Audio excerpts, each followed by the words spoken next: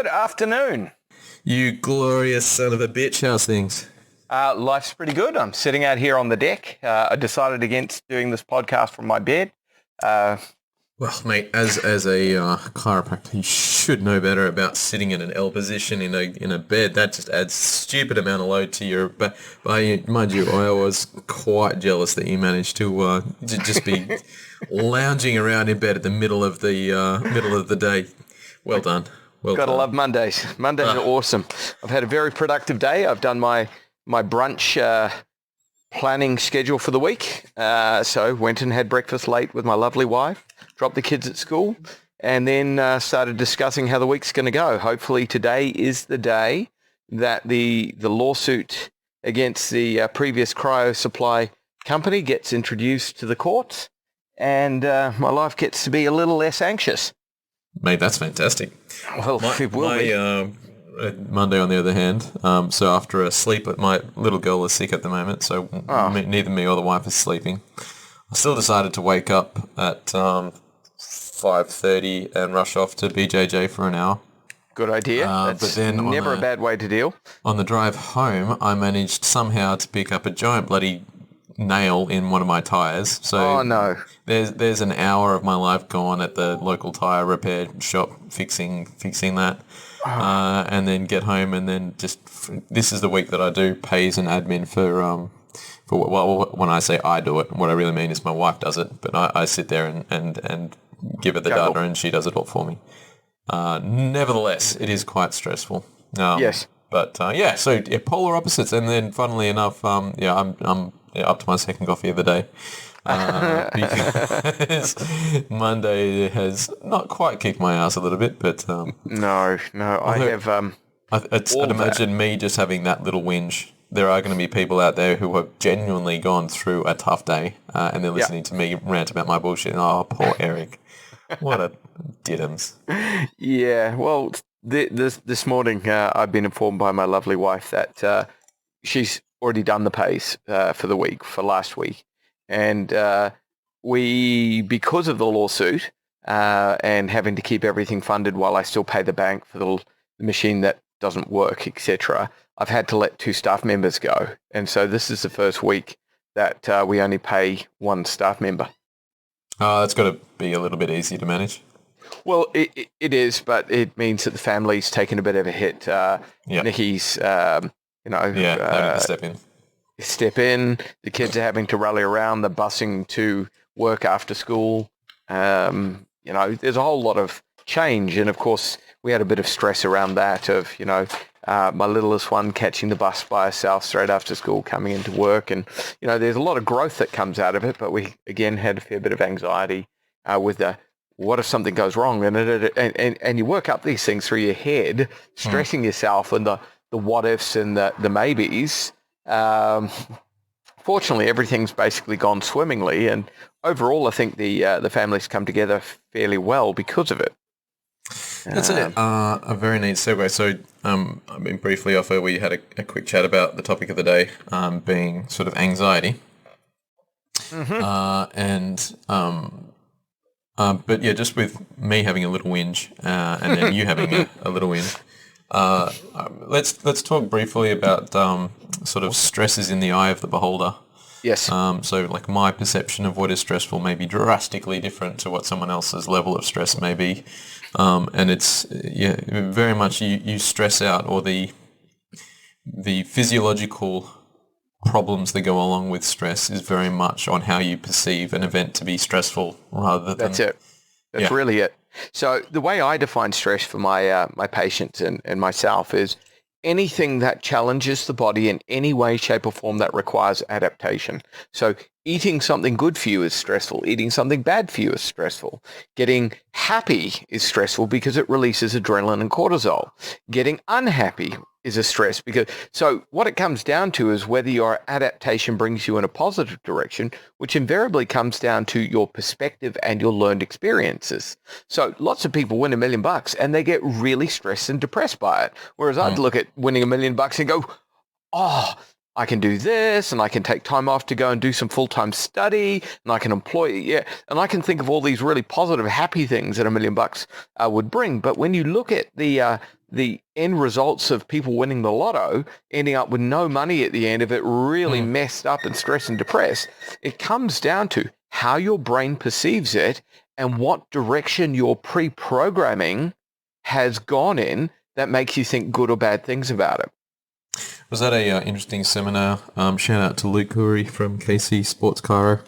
But one of the things they were talking about specifically in the realm of exercise rehab or exercise science was that there's your physiological sort of potential or what you can physiologically manage, which is like the easy zone, doesn't cause any tissue trauma. It's basically your everyday function. And then above that is your sort of it's more stressful style exercises, which is still less than traumatic. So it's sort of more than what your body is geared for, but not enough to cause trauma. And then if you go beyond that, you're hurting yourself. And then the goal of exercise was to sort of hit that red band sort of beyond what the body can tolerate, but not so far that you're going into trauma. But it was also, you don't necessarily want to stay in that above what your body can comfortably handle for too long. But I'd imagine there's a fair bit of crossover with anything that's stressful. Like if you're having to study for an exam that's coming up, you can sustain that sort of beyond what your brain is currently geared for a short amount of time. But if you stay in that red band for too long, there's going to be problems associated with that. Do you feel, because when some people are going from a, so let's say I have stressful days where I'm at the clinic for 12 hours straight, and it's go, and I generally can do 2 or 3 of those a week. But if I get more than that, then I start to break down. I lose track of things and nothing works. So I've made sure I don't do that anymore. However, there are people out there who are doing significantly more.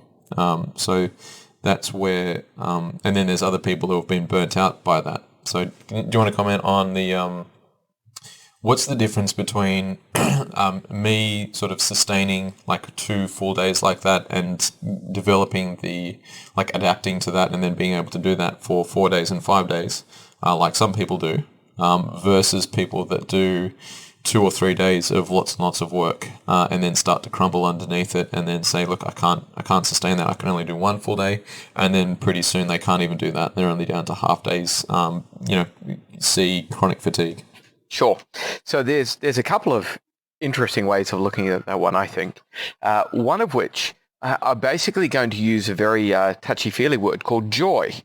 And I think joy is a really important part of the answer to that, because there's 2 ways of answering it. One is the biopsychosocial catch cry, which is where joy comes in, and the other is just purely a biochemical, biophysiological response. And so in both camps, you have the biophysiological response. So no matter what, you have to generate enough energy to generate enough brain to move the muscle to do a 12-hour day, back-to-back patient, and come out the other side of it. And what's meant to occur is that you finish the day and you have a sleep and you eat and you refuel and you get up and you do it again. And theoretically, if your brain can tolerate it, you can do that, okay? So you can teach your body, as I have done, to learn and adapt to 12-hour days. Generally speaking, I start seeing patients about 7 a.m.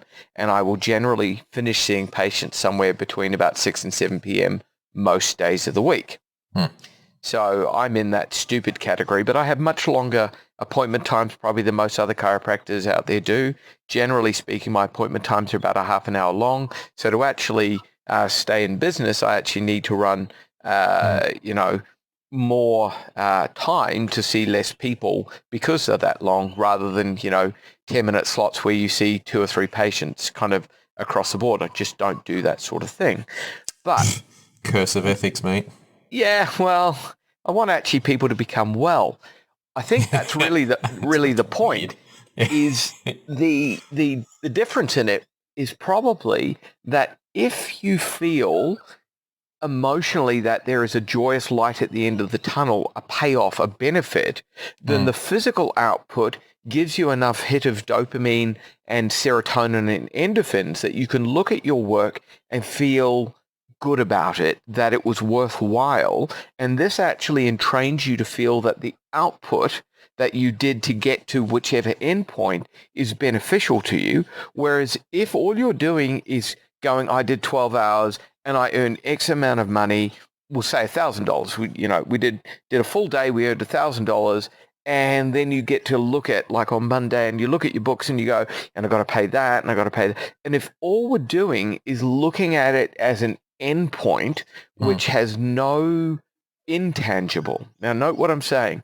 Money is still, while it's an intangible real concept because it's a placeholder for anything of value, we can still touch dollar notes, and we can still look at a computer screen with zeros and ones and go, right, that's money. And if all you're doing is doing it to chase the money, then the 12 hours of work to earn that $1,000 really doesn't provide you a sense of anything, purpose. A connection, a purpose.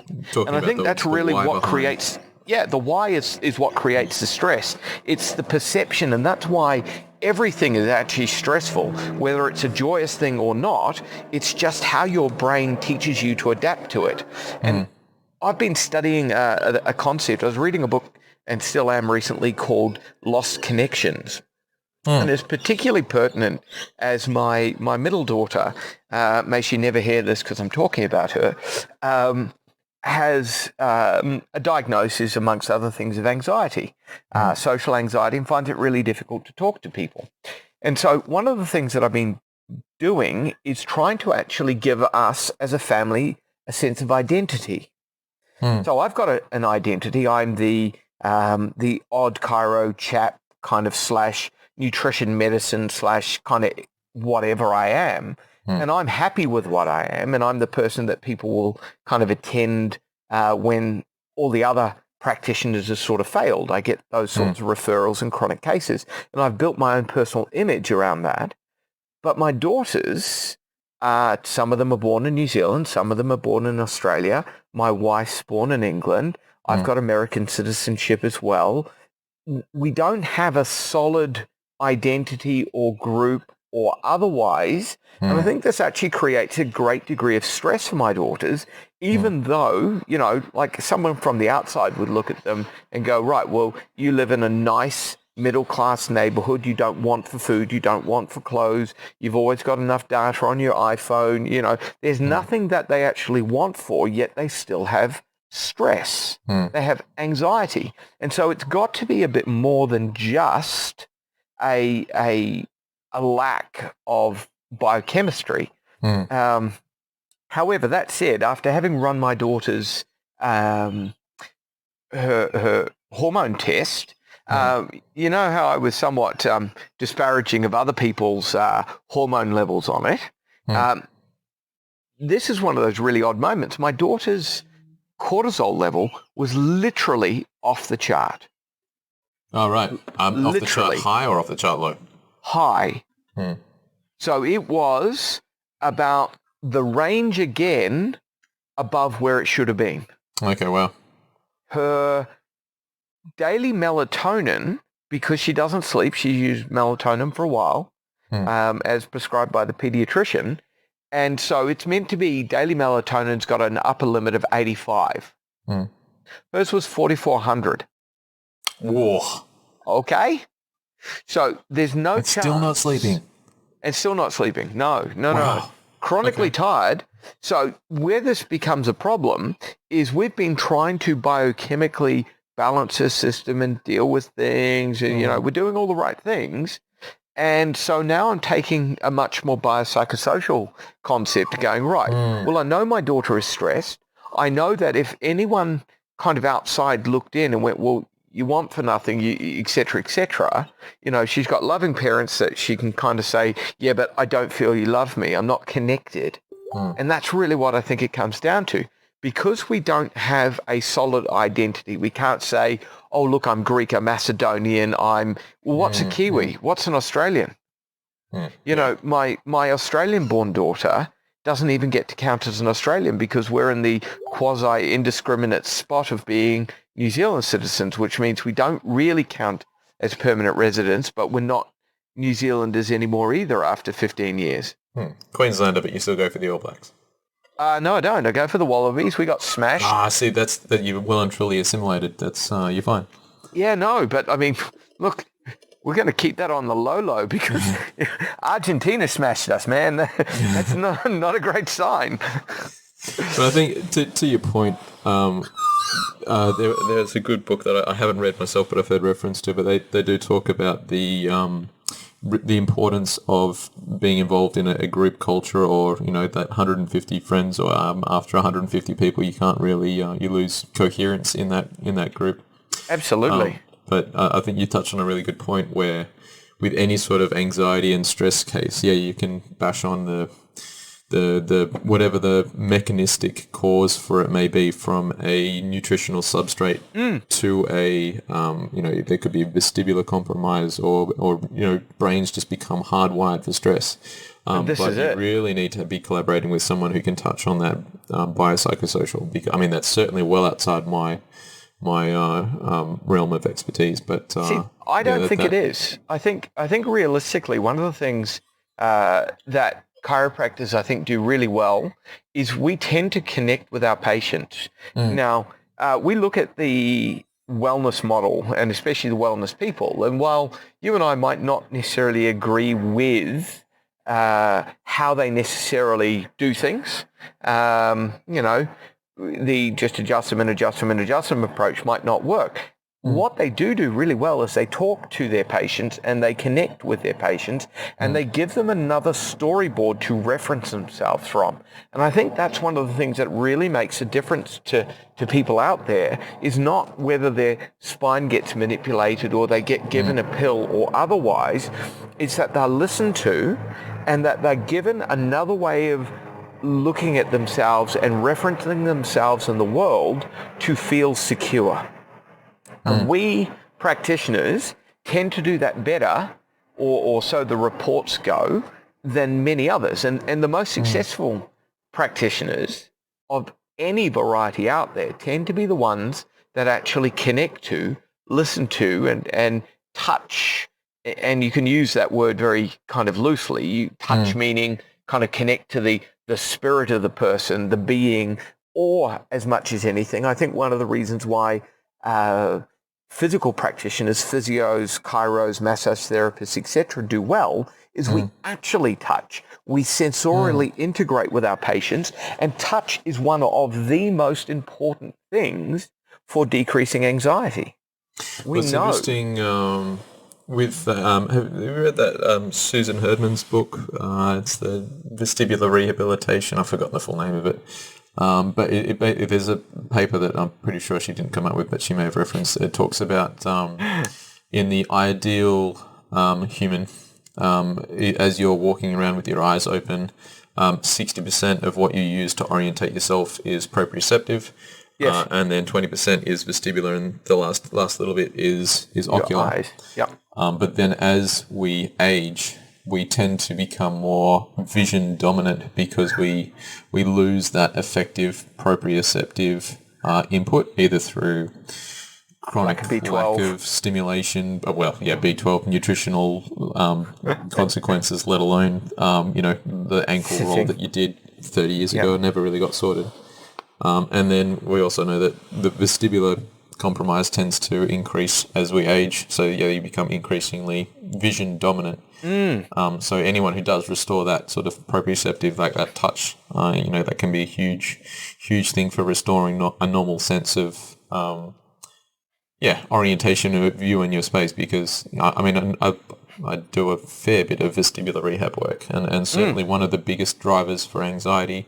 I mean, obviously, I'm getting a skewed population because people are coming in to get vestibular rehab, and then I happen to be going, so are you anxious? And they're like, yeah, well, of course. I don't know which way down is. Yeah, but most of them won't say that specifically.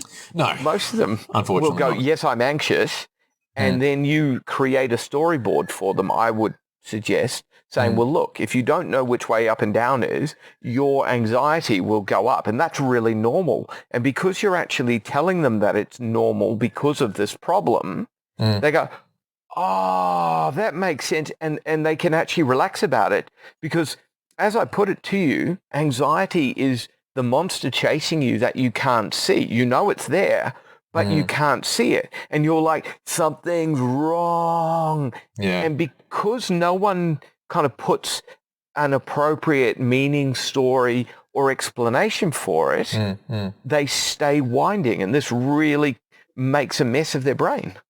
Yeah, you're right. There is something powerful about understanding the mechanism behind anxiety or putting a storyboard to the beast so that you can start to break it down into chunk-sized pieces and beat it up. Eat it. The other one that you did, you were out there this morning doing it, is jiu-jitsu. That's one of it's something I describe or prescribe for my patients as a treatment if they are high stress, low proprioceptive. Because of course you get to stimulate the vestibular proprioceptive systems by rolling around. You've got a whole bunch of touch. You're in people's deep personal space, which is something most people nowadays, and maybe I'm overgeneralizing, but people really find getting in personal space really stressful. And this, I think, is made much worse by the devices and the phones and the computers that we're all doing our work on. Yeah, you're right. Divorced from the rest of the world. Correct. But there is also, from the biopsychosocial aspect, something quite powerful to the camaraderie or the community of wrestling a dude for an hour and then trying to choke each other out, and then afterwards you're best mates. It's kind of like you go out drinking for someone for the first time and then all of a sudden you're best pals afterwards.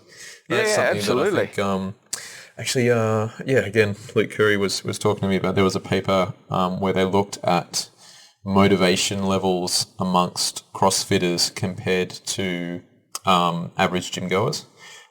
And motivation levels for exercises were like through the charts, obviously, for CrossFitters. It's the only reason why they do that bullshit in the first place. It was very much that sense of team culture and group camaraderie that... So my question there is, were they highly motivated people to start with, or did the group drive their motivation to come up? Yeah, that's a good point. I mean, I can't answer the question. It just seems that people who are high kind of alpha type personalities gravitate to that sort of thing in the first place. But, literally earlier on, I was driving back from my breakfast planning, and there was this CrossFit gym.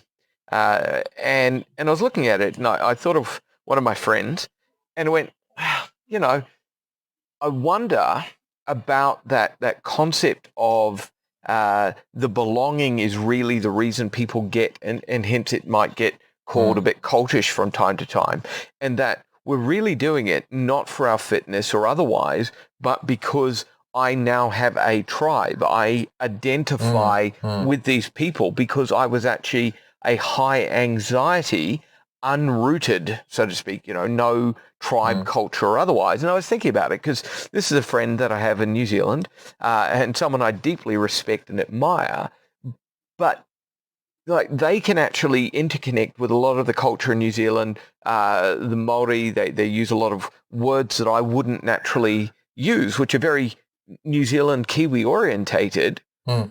And so they again were hunting in certain ways to integrate into something.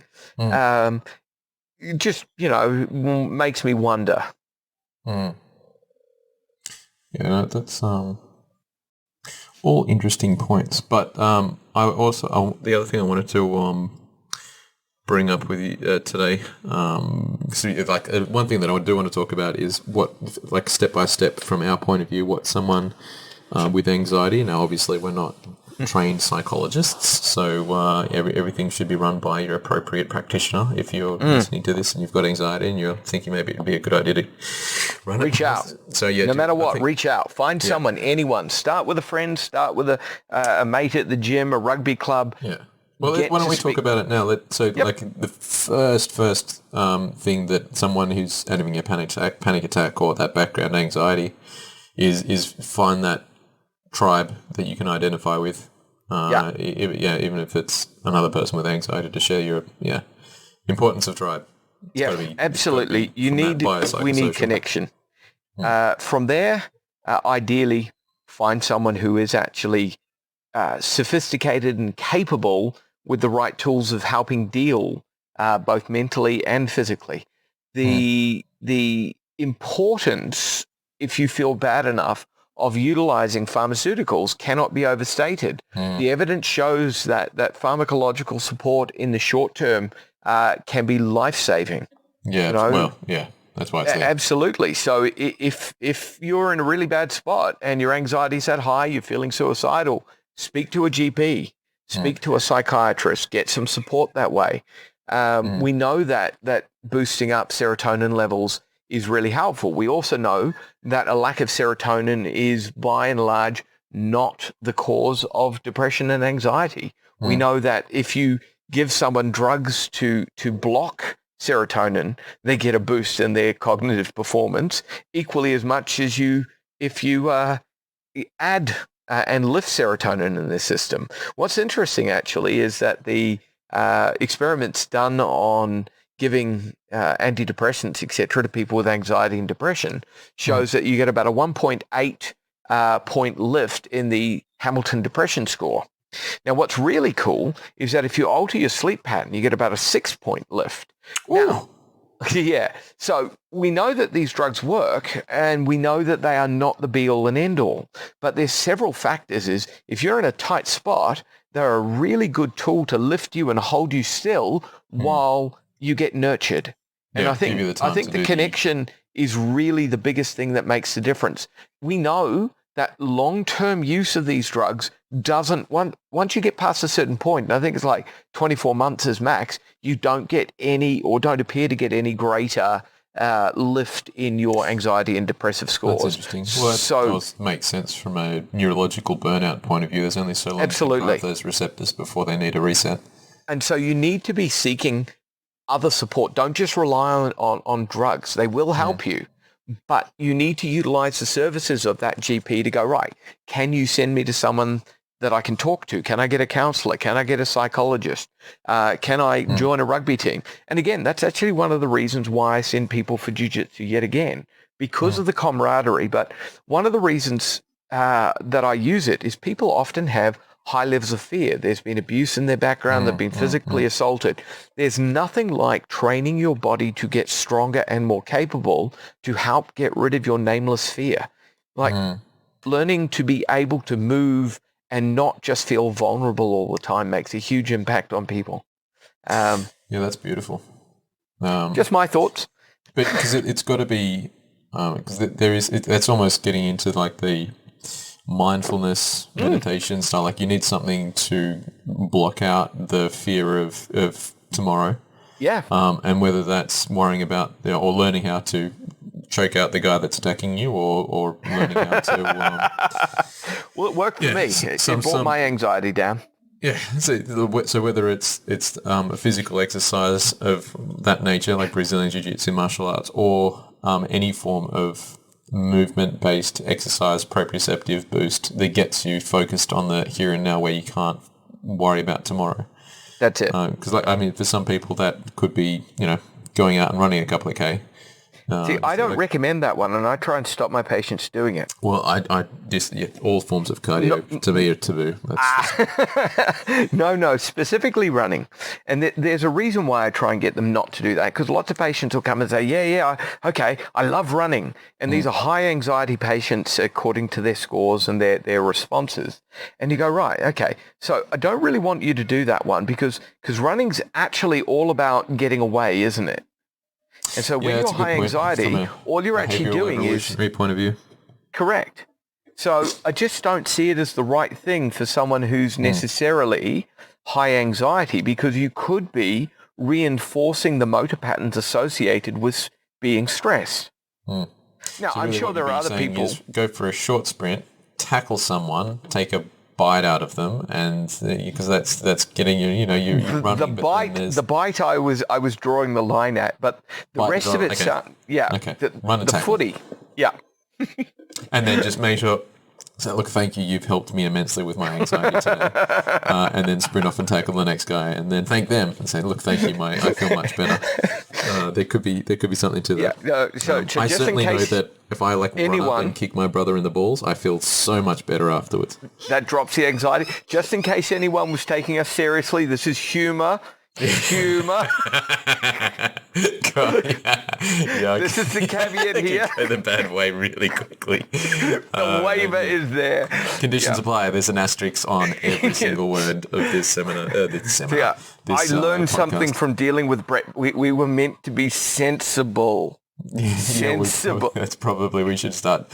I was listening to one of the other podcasts, and I think we probably let it go a little bit too much. I'm like, that could get us. Bugger it. It's out there now. Who cares? Yeah, it's out there. There's no point getting too stressed. This is meant to be a bit of information, a bit of humor. Fear of tomorrow. Don't worry about it. Other things that I would do, obviously, I will look at someone's diet because, again, one of the things that I try and look at with all my patients. Everything is brain-based. Everything is resource management. If you had the resources to do it properly, you would do a better job.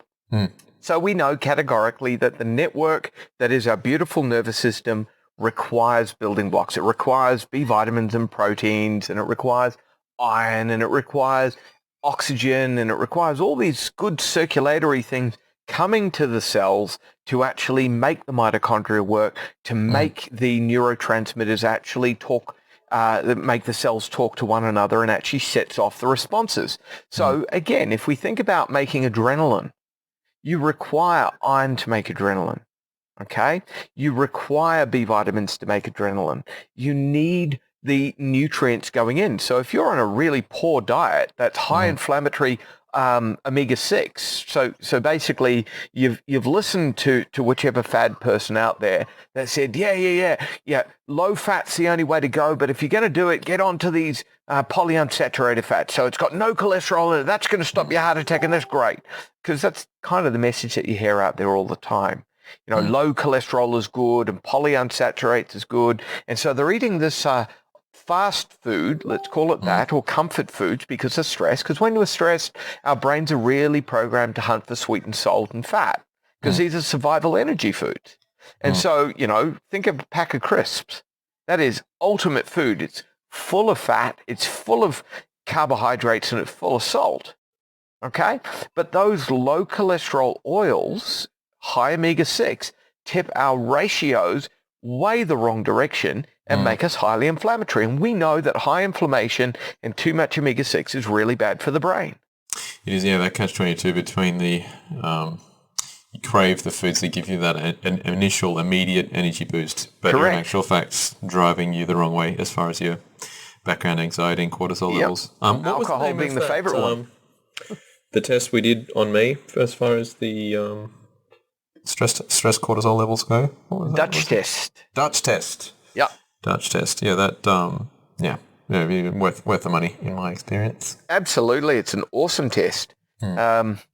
And again, it gives you a very practical ability to determine, you know, what all of your hormones are doing at that moment in time. And maybe it's not the most absolute. Some people will say that there's more accurate tests out there. Great, we'll do that one.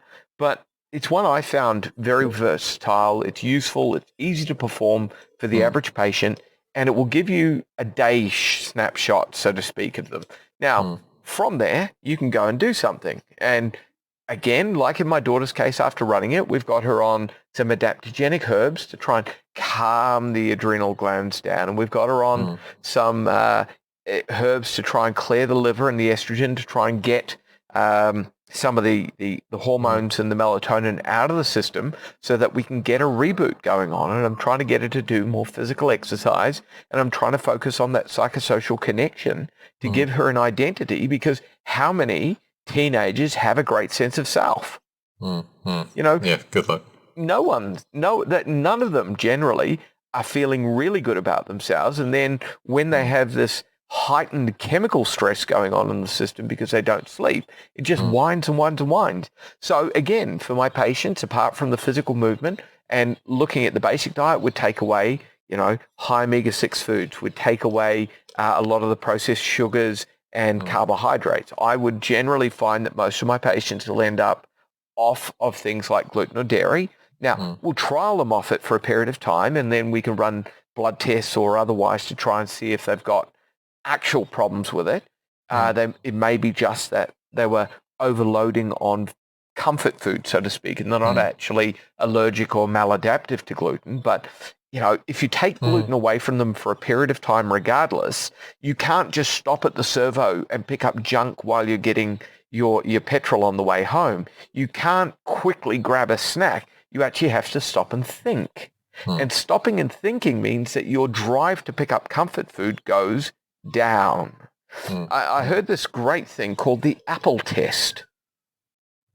It's very, very simple. Brain says, I'm hungry, feed me. Other part of the brain goes, right, here's an apple. Do you want to eat that? Bad part of the brain goes, nah, mate, I want chippies. You're not actually hungry. You just want a hit of dopamine and serotonin. No. And so you don't eat. And I think that's a really neat kind of descriptor. One of my daughters will just... Exactly like my 4-year-old. Yeah, no, for real, because we're not really using our frontal lobes. We're using our kind of innate brain, let's say, the unconscious brain that wants another hit of dopamine. I want to feel good. Make it good for me. I'm stressed. And what we want at that moment is sweet, salt, fat. Oh, and guess what those evil biotechnologists did? To a degree I wish I'd completed. I was sharing a lot of the same papers at university when I went through. I did biochem and physiology originally, and I could, Auckland University Med School ran my course as well as biotechnology had come out for the first time. And I was really intrigued by that course. And I now kind of, as I've gone on more into nutrition, I wish I'd actually done my major in biotechnology, specifically food science, because, that's the stuff that teaches us why do I want to keep hunting for that food when I know it's not good for me?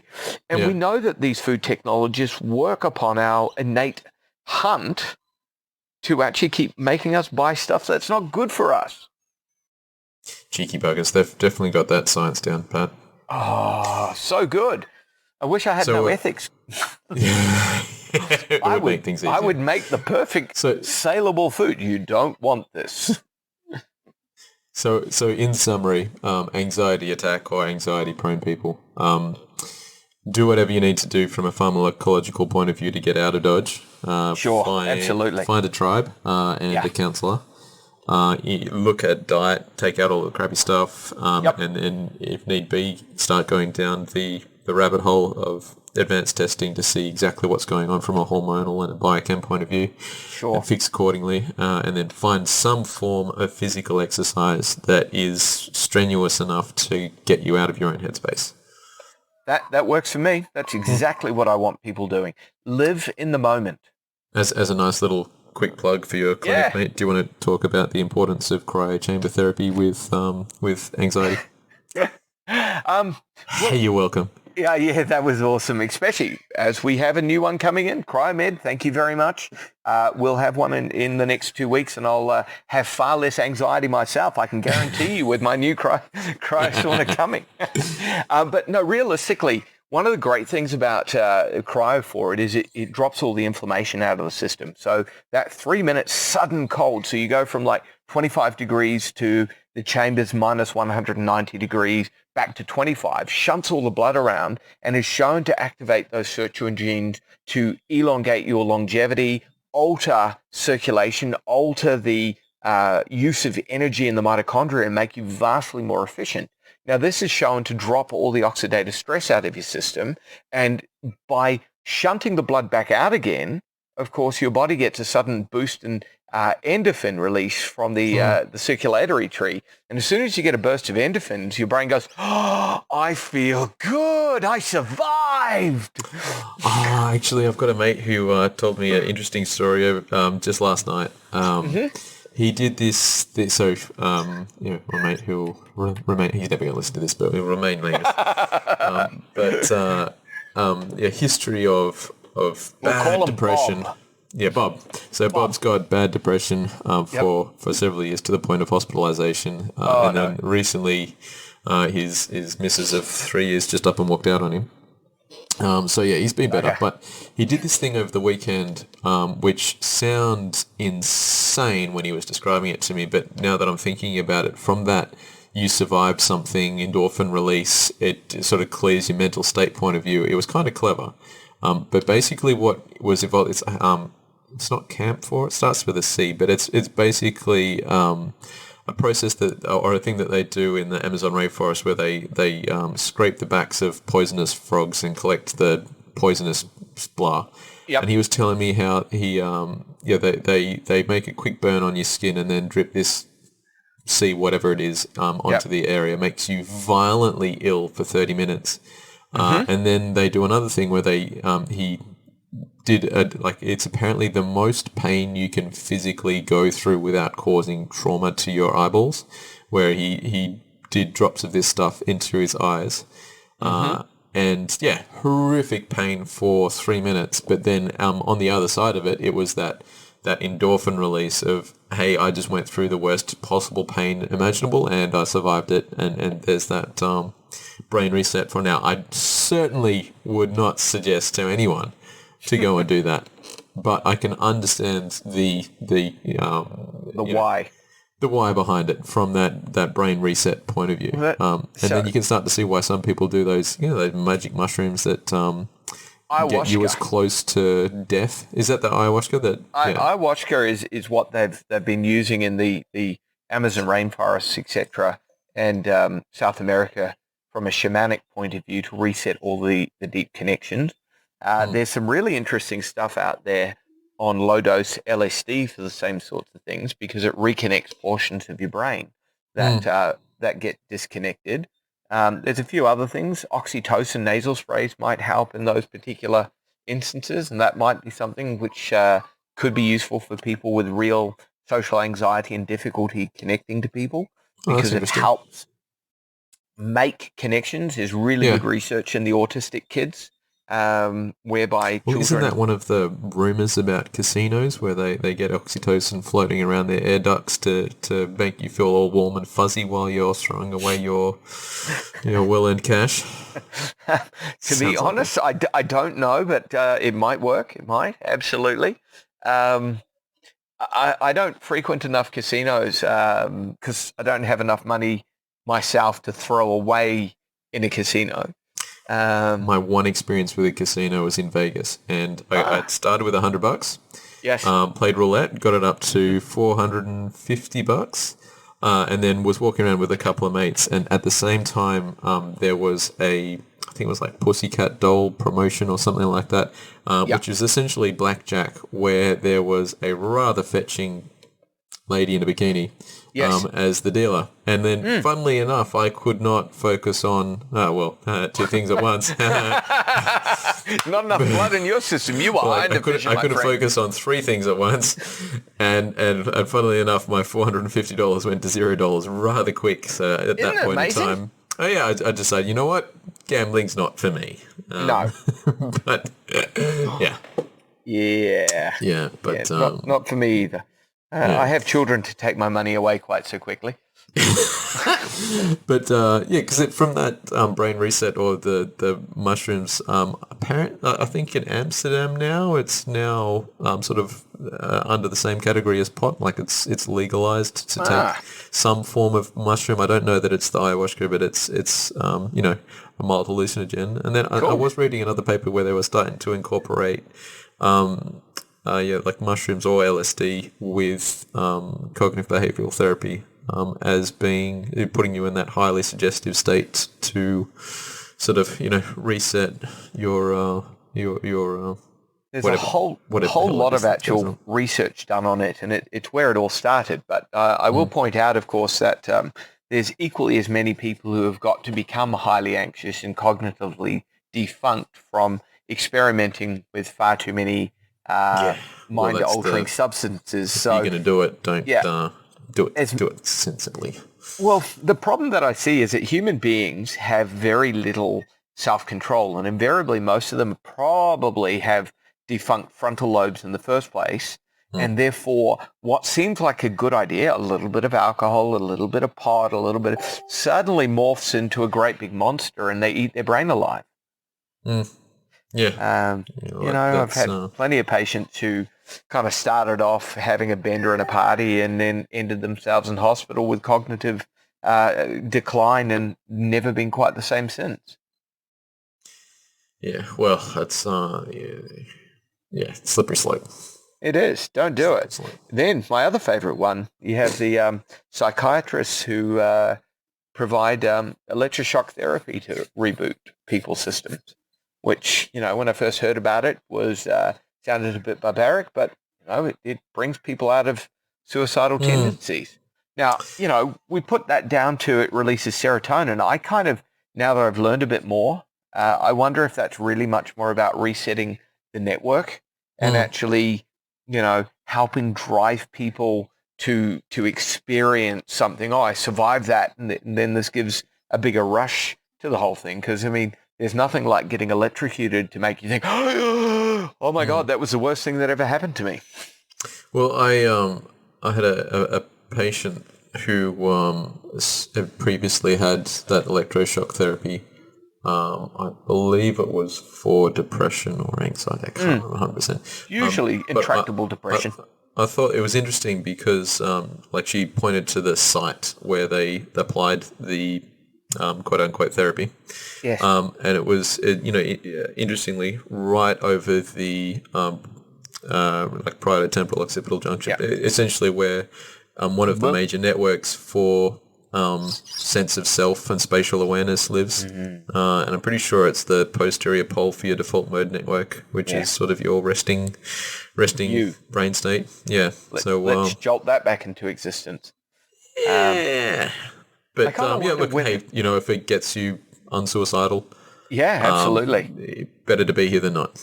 I looked at some of that stuff. I think it's Jack Elder Robertson or something like that, who was high-functioning Aspergic and had the high-frequency magnetic pulse applied to his head and reset his entire personality and connected to his emotions from there. And then after a while, that sort of faded a bit into the background. But basically what he could take out of it in the books was that the electromagnetic field, this high-strength field that was applied to his head, I think broke some of the connections in there and reconnected other parts in a different way, sort of reorganizing the network and allowing flow to change.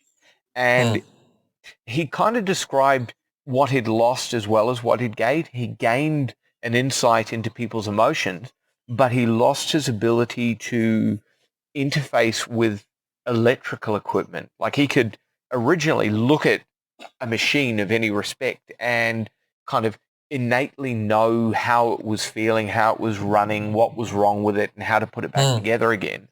And it kind of seemed like his brain had made the emotive connections to solid objects rather than to people. And after his head got zapped, he got more emotive, more people, and less. So this is the guy that designed all the fire shooting guitars for Kiss and was the roadie for Kiss. Oh, yeah. So all that original hardcore metal stuff that he did, he was worked for the Pink Floyd touring company. So a pretty interesting person, but he literally described himself as having chronic anxiety all the time, not really knowing what people were saying or meaning around him. So he never felt good enough or connected to anything. And after getting magnetic therapy, he was able to interconnect and manage his relationships a whole lot better. Yeah, that's interesting. I was listening to a podcast where they were talking about there's this guy who, quote unquote normal guy. And whatever that is. Yeah, whatever. Yeah, you see generic white male. But started to develop sort of sexual attractions to people that are a lot younger than they should be. So and he sort of no, this is a problem I'm now starting to get, aroused by, and this is so unlike me. What the hell's going on? So he ended up going and getting an MRI, and sure enough, there was a tumor growing in the pedophile center of the brain. Got it removed, and sure enough, the sort of sexual urges for youth went. But then cut to 3 years later, he started to notice those same urges come back. So went back and it had regrown, and then they cut it out again, and then it went away. So yeah, interesting. Wow. Yeah. Yeah, Well, interesting one. Shows how important the actual brain, the network itself is, rather than just the biochemistry. And I think if anything comes out of today's discussion, it's that I want people to be thinking about the beauty of the network and connection, both in the body as well as external in your environment and to your group. External and internal connectivity. That's a rather touching way to finish the podcast, mate. Oh, didn't we do well? I think we did exceptionally. Look, we didn't manage to disparage any other professions. Well done. I think I swore twice. That's pretty good for still me. Time. There's still time. Well, yeah, fucking, and there we go. Let's not. And no wildlife seemed to interrupt the podcast too much, unlike Brett's fucking cat last time. I would tag him in this one and say, mate, next time we do a podcast, you do something about that cat. Yeah. Beautiful, mate. Any closing thoughts, closing remarks? Usually you've got such zen-like sayings right at the end of the... Oh, if only I had one. I mean, like one of my things, again, there's never a moment for not choking someone. But that's more of a jiu-jitsu thing than a violent thing. I'm just pointing that out. As I said, that being in the moment in a 5-minute roll with someone really did an awful lot to help my stress levels in the last few years. There's never a moment not to consider glycerophosphocholone, GPC. It helps lower people's adrenaline and boosts their ability to make acetylcholine. And sit, talk, have a coffee, have a green tea. Take the time to be in the zone with someone and actually listen. That's beautiful. That's beautiful. Yeah. Right. Thank you for watching. To learn more from Dr. Scott, visit our site at optihuman.com.au.